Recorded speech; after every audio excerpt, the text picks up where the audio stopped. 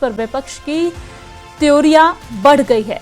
जी हां, गृह मंत्रालय ने वंदे मातरम के गायन और वादन से जुड़े नए दिशा निर्देश जारी कर दिए हैं, जिसके मुताबिक अब वंदे मातरम के पूरे 6 अंतरे गाए जाएंगे। सभी सरकारी कार्यक्रमों और सभी स्कूलों में ये प्रोटोकॉल लागू किया गया है। रिपोर्ट देखिए।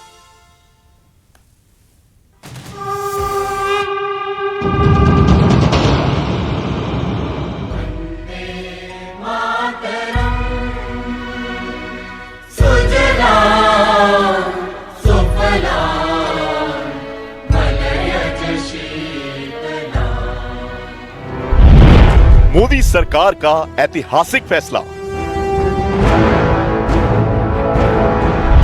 88 साल बाद राष्ट्रगीत के मूल स्वरूप की वापसी। अब वंदे मातरम के सभी 6 अंतरे गाए जाएंगे।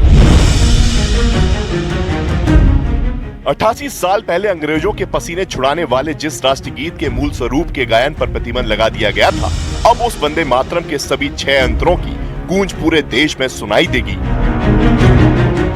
पिछले साल केंद्र सरकार ने जिस तरह से वंदे मातरम की रचना के 150 साल पूरे होने पर संसद में 10 घंटे की चर्चा की, उसके बाद 26 जनवरी को संस्कृति मंत्रालय की झांकी में वंदे मातरम की गौरव गाथा दिखाई गई। उससे ये साफ नजर आने लगा था कि मोदी सरकार राष्ट्रगीत के मूल स्वरूप को लेकर बड़ा फैसला कर सकती है, और 11 जनवरी को सरकार ने वो बड़ा फैसला ले भी लिया।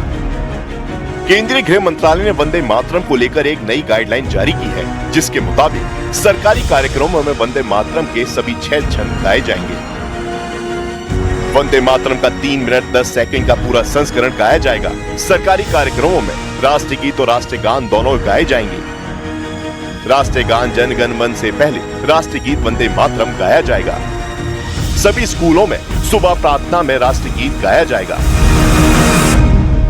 ये बहुत ही सुंदर है। ये जेनजी क्राउड की मांग थी, ये देश का युवा चाहता था, और देश के युवा की मांग प्रधानमंत्री मोदी जी, गृह मंत्रालय ने, अमित शाह जी ने सुनी है। बस दिल से धन्यवाद, साधुवाद। इसका इंतजार मुझे नहीं, पूरे देश के युवाओं को था। तो बदलना है तो इस पर व्यापक चर्चा होनी चाहिए थी, और उन महान पुण्यात्माओं का अपमान भारतीय जनता पार्टी कर रही है, जिसमें रविन्द्रनाथ टैगोर जी थे, जिनके उसमें कमेटी बनी थी, और उन लोगों का अपमान मैं तो मानता हूँ। उन्होंने बहुत गहन चर्चा की। गहन चर्चा करने के बाद कहा कि इन स्टैंजा को गाया जाना चाहिए, लेकिन आज बदला जा रहा है, बिना चर्चा के बदला जा रहा है।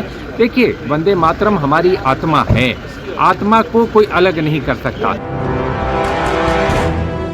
सरकार ने अपने नोटिफिकेशन में वंदे मातरम के मूल स्वरूप की जानकारी देते हुए कहा कि अब से सभी सरकारी कार्यक्रमों में ये पूरा राष्ट्रगीत गाया जाएगा। यानी कि कांग्रेस ने शक्ति स्वरूपा मां दुर्गा की स्तुति वाली वंदे मातरम की जिन 13 लाइनों को गायन से हटा दिया था, अब वो लाइनें भी बिना किसी काट छाट के गाई जाएंगी।